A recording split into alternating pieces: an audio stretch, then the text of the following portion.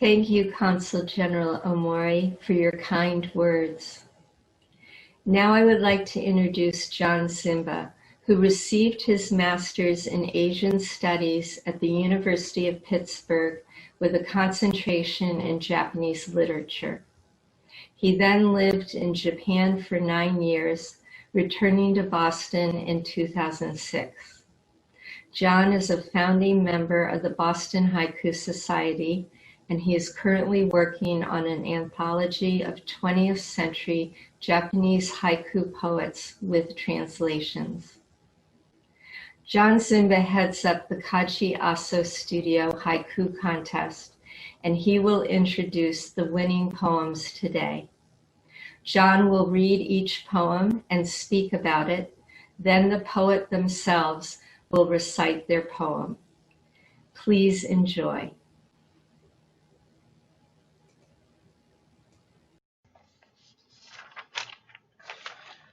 Welcome to the Kaji Aso Studio Haiku Contest announcements. This is our 32nd time around.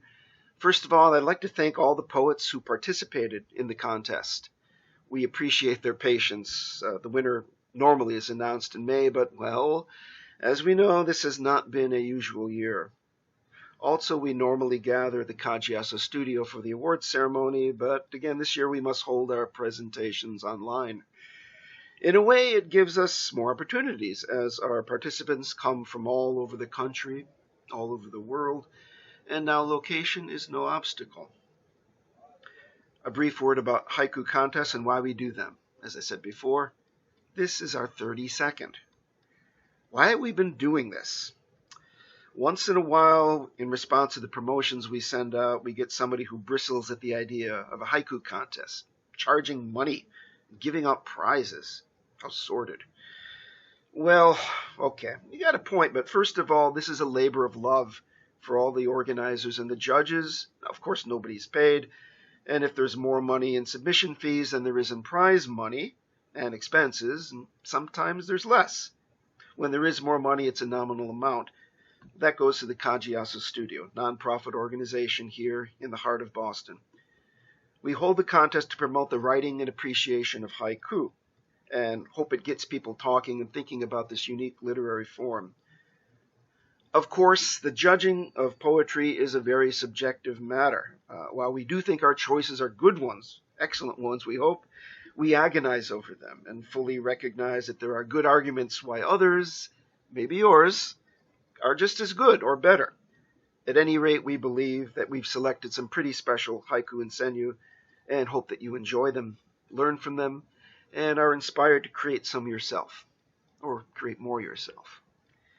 First prize.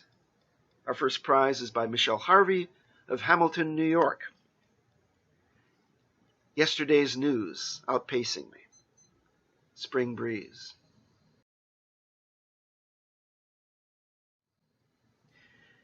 In essence, haiku capture a moment in time, and Michele's haiku captured a moment in history.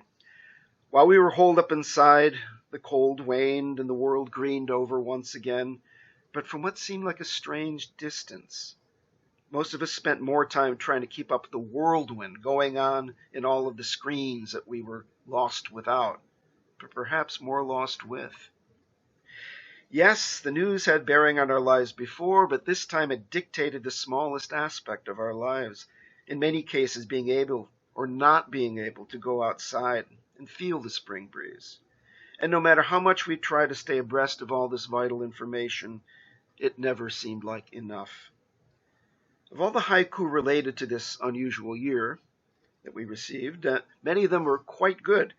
This one seemed to combine the haiku spirit and the spirit of the age the best. We can imagine the poet with her head swimming with reports from China, Italy, New York, data from this source, from that immunologist, and that was just yesterday. She finally gets outside and feels the sweeping spring breeze, driving all the usual beautiful transformations, and the two worlds are juxtaposed, the new normal. This is Michele Harvey's third time, I think, maybe more, as the first prize winner of the Kaji Aso Studio Haiku Contest, not to mention a couple of second places and many honorable mentions. We can only congratulate her on having done it once again. Hello from Hamilton. Yesterday's news outpacing me. Spring breeze. Hello from Hamilton. Yesterday's news outpacing me. Spring breeze.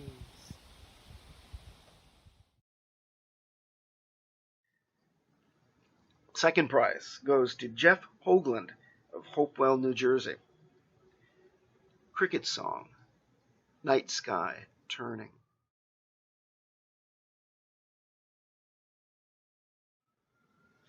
Crickets, to all haiku aficionados, immediately conjure up images of autumn or at least the end of summer.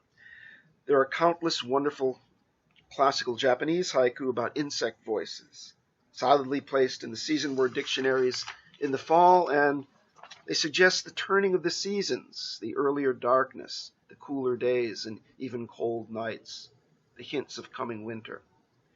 In many places, the summer haze dissipates and the skies are clear, giving us a better view of the cosmos. Does the poet feel or see in the night sky the change of the seasons?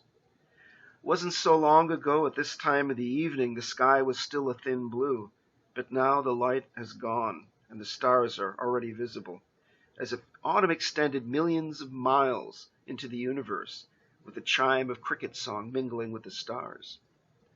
Another view, which I personally like, was the poet meant by turning not the changes of the seasons, but the progression of the constellations through the night sky. Just like the sun and the moon, Orion and Aquarius are following their paths from horizon to horizon.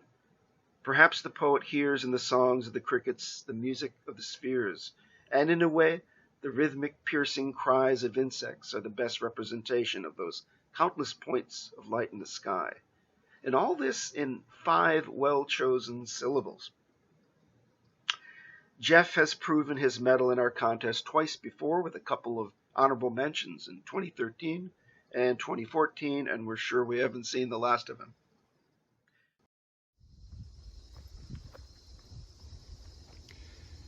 Hi, Jeff Hoagland, Education Director at the Watershed Institute, naturalist, and haiku poet. I practice haiku to stay connected with the real world. I'm grateful to Kaji Aso Studio for this honor today. I will share my haiku twice because it is very short. Cricket Song, Night Sky Turning. Cricket Song, Night Sky Turning.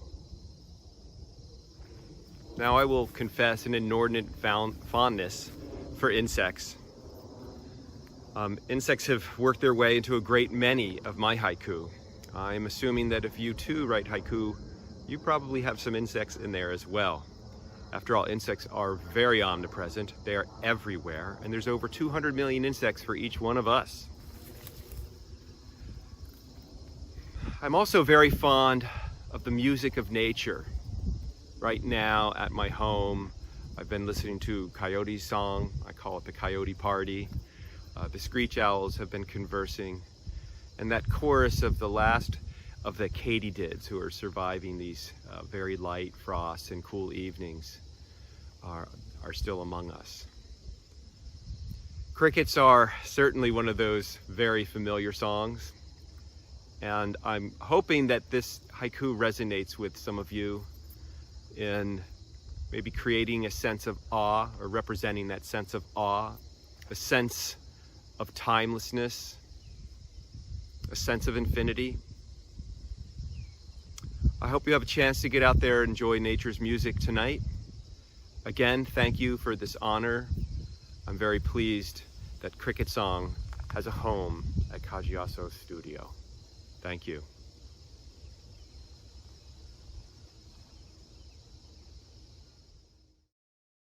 For a third prize, we come to Frank Hooven, Morrisville, Pennsylvania. Subway car. The baby's toes jiggle all the way home. This has got to be one of the most fun haiku that we've seen of the many. If you live in the suburbs or country, you may not know the joys of riding in the subway. It's a great social leveler. Here in Boston, I've seen governors and erstwhile presidential candidates, college professors, symphony conductors, and bottle collectors with leaking, rattling, reeking garbage bags in tow on the T, as we call it here, and every kind of person in between. I've seen lovers' quarrels, tender moments, and these days, thousands upon thousands of smartphone gazers. In this case, the poet can't help but peek over at a mother, perhaps, and her baby, with its tiny feet waving around. If you haven't closely looked at a baby in a while, the minuscule toes are in and of themselves miraculous. So small and yet so perfect. The toes seem to convey the baby's emotions, both constantly in motion. That in itself would be praiseworthy and worthy of casting in a haiku, but the author had the stroke of genius to combine this with the old rhyme. This little piggy went to market. Of course, the parent playing with the baby will gently pinch each of the baby's tiny toes as he or she recites the rhyme until the last line goes wee, wee, wee, wee all the way home. And then the parent will run his fingers up to the baby's belly, and no matter how many times the baby has experienced this before, it results in an explosion of joy, as it has for countless babies for countless generations. Perhaps the poet has done this with his own child, or has a distant memory of being a tiny child himself. But the subtle illusion turns the poem from a good one into a classic. Frank is not a stranger to our contest, having taken honorable mention just last year, so congratulations, Frank. Subway car. The baby's toes jiggle all the way home. Subway car. The baby's toes jiggle all the way home. Frank Hooven. And finally, Senyu. Quarantine. All the time I never had.